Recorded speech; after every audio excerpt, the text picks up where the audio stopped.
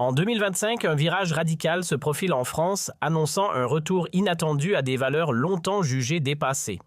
Emmanuel Macron, en réponse aux bouleversements géopolitiques récents, a surpris l'opinion publique en déclarant que le service militaire obligatoire serait rétabli dès 2026. Cette décision, qualifiée de « choc stratégique », marque une rupture nette avec des décennies de démilitarisation progressive. Derrière cette annonce se cache un calcul politique précis, redonner à la France une souveraineté militaire réelle alors que les fondements de l'OTAN vacillent et que les tensions avec les États-Unis atteignent un point critique. Mais cette décision de Macron ne tombe pas du ciel. Elle s'inscrit dans un contexte explosif où la France voit ses certitudes stratégiques s'effondrer les unes après les autres. Lorsque Donald Trump menace ouvertement de quitter l'OTAN, si l'Europe ne prend pas ses responsabilités, c'est un signal clair, les vieilles alliances ne garantissent plus la sécurité. Macron, acculé, tente de reprendre l'initiative. Le service militaire devient alors plus qu'un simple retour aux traditions. C'est une tentative de reconstruire une armée de citoyens capables de répondre à une ère nouvelle d'insécurité et de désordre mondial. Ce n'est pas un simple choix de politique intérieure, c'est une réponse directe aux fissures de l'ordre international. Ce basculement idéologique ne se limite pas à la sphère militaire. Il révèle une fracture plus profonde au cœur du récit républicain français.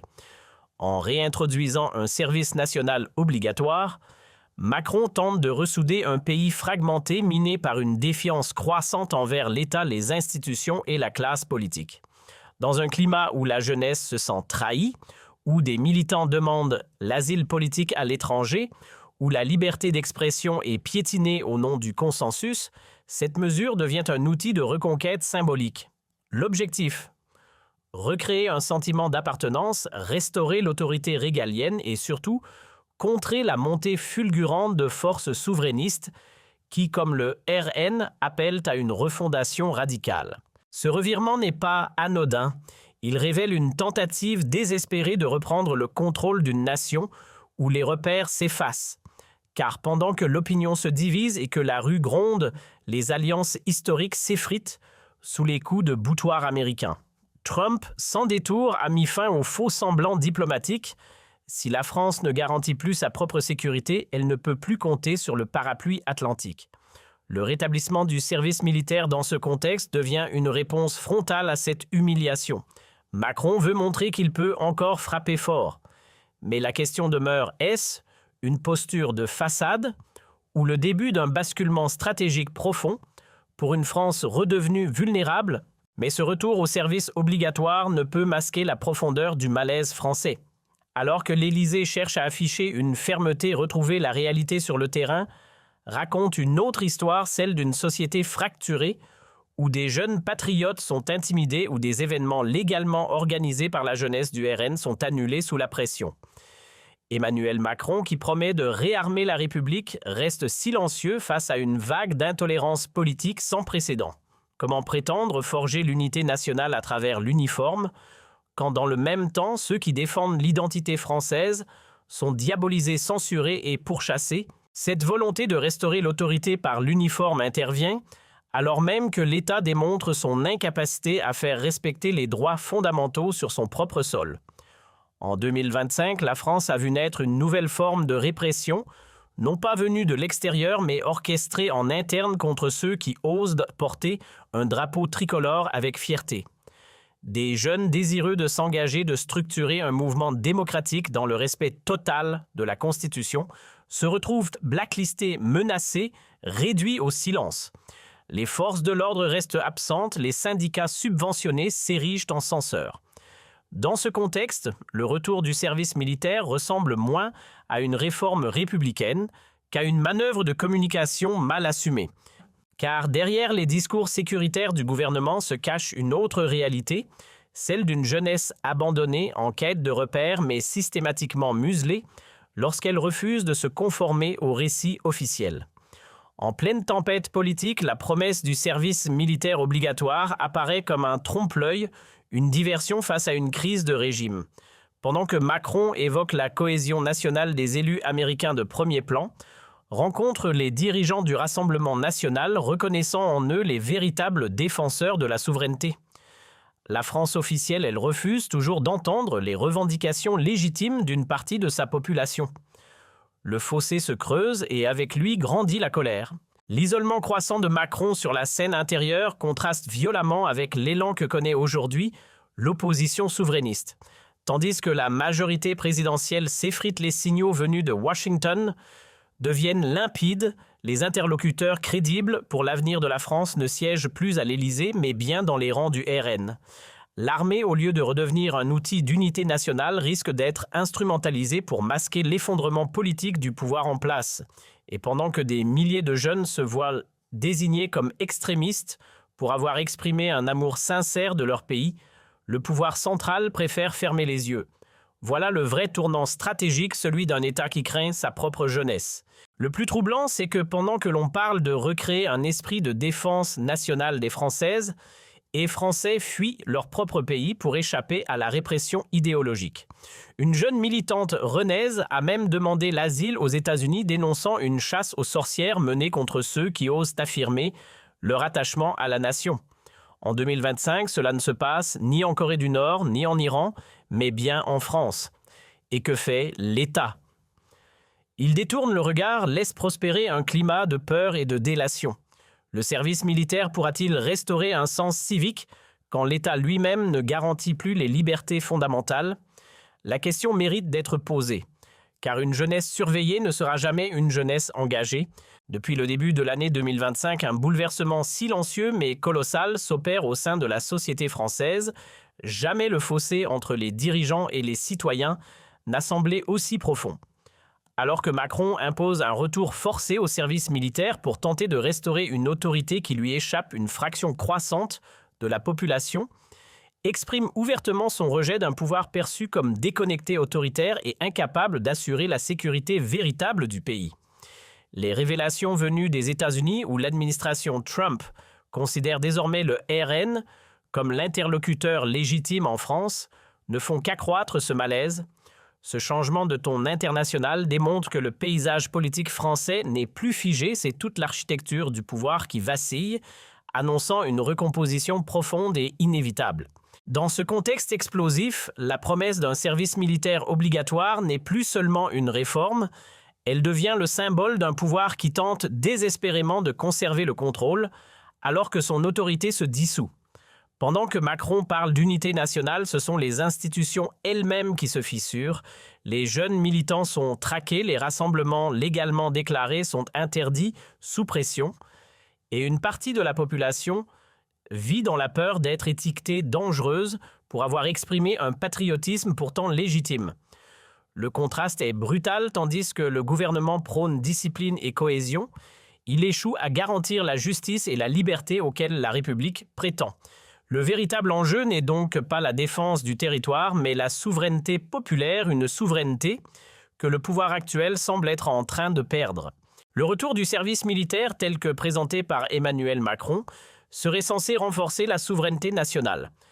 Mais comment parler de souveraineté quand celle-ci est déjà confisquée par des élites qui méprisent dans le peuple et dépendent de puissances extérieures pour valider leur choix? En 2025, ce n'est plus l'Élysée qui impose le rythme diplomatique, mais Washington. Trump l'a dit sans détour, si la France n'assume pas ses responsabilités, elle ne peut plus compter sur la protection américaine. Dans ce climat, l'idée même d'indépendance devient une illusion entretenue par des discours creux. Et pendant qu'on forme des conscrits, les vraies décisions se prennent ailleurs, loin du peuple, loin des casernes. Et pendant que l'exécutif tente de convaincre que la conscription redonnera un souffle nouveau à la nation, une autre réalité beaucoup plus inquiétante se développe dans l'ombre. La crise politique française n'est plus seulement institutionnelle, elle devient comportementale. Les services de renseignement autrefois dédiés à la protection contre les menaces extérieures sont désormais accusés d'observer de simples citoyens dont le seul tort est d'aimer leur pays. Le climat décrit par plusieurs lanceurs d'alerte est glaçant, surveillance accrue, fichage arbitraire, pression professionnelle, menaces voilées. Et tout cela pendant que Trump rappelle ouvertement à Macron que les États-Unis ne couvriront plus ses défaillances. L'État qui prétend encadrer la jeunesse par le service militaire semble d'abord chercher à la contrôler par la peur. Mais le plus inquiétant dans cette séquence historique, c'est l'inversion complète des repères démocratiques.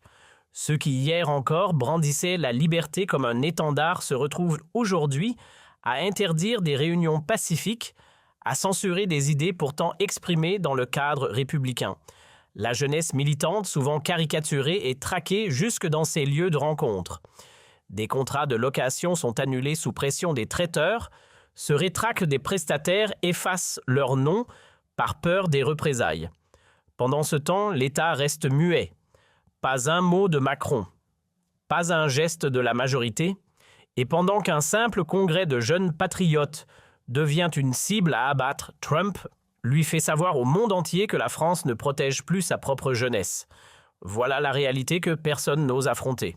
Dans cette atmosphère de tension croissante, un chiffre résume toute l'absurdité du moment. 40 000 manifestants contre quelques centaines de jeunes Français qui souhaitent simplement s'organiser légalement. Qui sont les violents, qui sont les menacés? Ce n'est plus l'État qui protège ses citoyens, ce sont désormais des groupes radicaux subventionnés qui dictent qui a le droit de se réunir ou non. Le silence de Macron face à cette dérive est assourdissant. Il laisse faire par calcul ou par peur. Pendant ce temps, Trump tend la main à ceux qu'on diabolise en France. Et à mesure que le pouvoir central perd le contrôle, les regards se tournent ailleurs vers ceux qui, en France, parlent encore de souveraineté, de liberté et d'honneur. Ce que révèle cette situation au fond, c'est l'effondrement d'un modèle politique à bout de souffle. La promesse d'un service militaire obligatoire ne peut masquer l'incapacité de l'élite dirigeante à faire face à la colère populaire. Les vieilles recettes ne fonctionnent plus, discours creux, appel à l'unité nationale, invocation républicaine usée. La jeunesse n'y croit plus. Et à l'international, la crédibilité de la France s'effondre. Quand Trump s'adresse directement au peuple français en contournant l'Élysée, c'est bien un signe que la légitimité du pouvoir central est remise en question. L'ancienne classe politique tente de sauver les apparences, mais le monde entier observe la fracture française s'élargir chaque jour un peu plus. Ce que beaucoup ne comprennent pas encore, c'est que la rupture ne se joue plus uniquement dans les urnes, mais dans les esprits. Une nouvelle génération ne se reconnaît plus dans les discours officiels, dans les institutions figées, ni dans les figures traditionnelles du pouvoir. Elle cherche ailleurs, elle s'informe autrement, elle agit hors des cadres imposés, et pendant que Macron ressuscite un service militaire dans l'espoir de redresser la nation, il oublie que ce sont précisément ceux qu'il marginalise qui portent les vraies aspirations populaires. Le pouvoir lui continue d'investir dans des symboles du passé pendant que l'avenir se construit en dehors de ses circuits. Cette déconnexion pourrait bien provoquer le basculement qu'aucun conseiller n'avait prévu. Dès lors, une question s'impose qui incarne encore aujourd'hui la légitimité en France.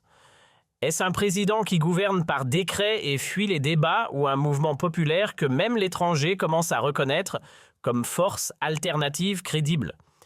Car pendant que Macron sélectionne ses priorités à huis clos, ce sont les peuples, eux, qui choisissent leurs représentants sur le terrain. Et ce choix ne passe plus forcément par les urnes traditionnelles. Le soutien affiché par Washington au RN n'est pas un simple geste diplomatique, c'est le signe qu'une page est en train de se tourner. Le pouvoir en place peut continuer à exclure, à censurer, à diviser. Mais plus il trie, plus il affaiblit ce qu'il lui reste de cohésion. L'avenir ne se décide plus dans les salons dorés, mais dans la rue, sur les réseaux et dans le cœur des citoyens libres. Le rétablissement du service militaire obligatoire n'est pas une réforme parmi d'autres, c'est la tentative ultime d'un régime essoufflé pour reprendre la main sur une jeunesse qui ne lui obéit plus. Mais cette stratégie autoritaire risque de produire l'inverse de l'effet recherché, car la France de 2025 n'est plus celle d'hier. Les lignes bougent, le discours officiel ne suffit plus à contenir les aspirations d'un peuple qui s'éveille. Partout des voix s'élèvent, des structures alternatives s'organisent, et l'ordre établi vacille. Ce que Macron tente de sauver par les armes et l'encadrement d'autres, le reconstruisent par la conviction et le courage. Et c'est là que naît le vrai basculement, non dans les décisions d'en haut, mais dans l'élan qui monte d'en bas. Ce retour du service militaire, voulu comme une démonstration d'autorité, expose en réalité la fragilité d'un État qui ne maîtrise plus ni le narratif ni le terrain. En 2025, la France fait face à une question essentielle. Peut-on encore parler de démocratie lorsque manifester pacifiquement devient un risque ou demander l'asile politique depuis Rennes n'est plus absurde mais légitime? Le vrai défi ne sera pas de former des bataillons mais de restaurer la confiance. Et pour cela, il faudra plus que des uniformes et des discours martiaux. Il faudra une rupture avec l'arrogance technocratique, une reconnaissance sincère de l'échec du modèle actuel et surtout le courage d'écouter ceux que l'on a trop longtemps réduits au silence. Nous entrons dans une période charnière de notre histoire où chaque choix politique révèle bien plus qu'un programme, il trahit une vision du citoyen de la nation et de l'avenir.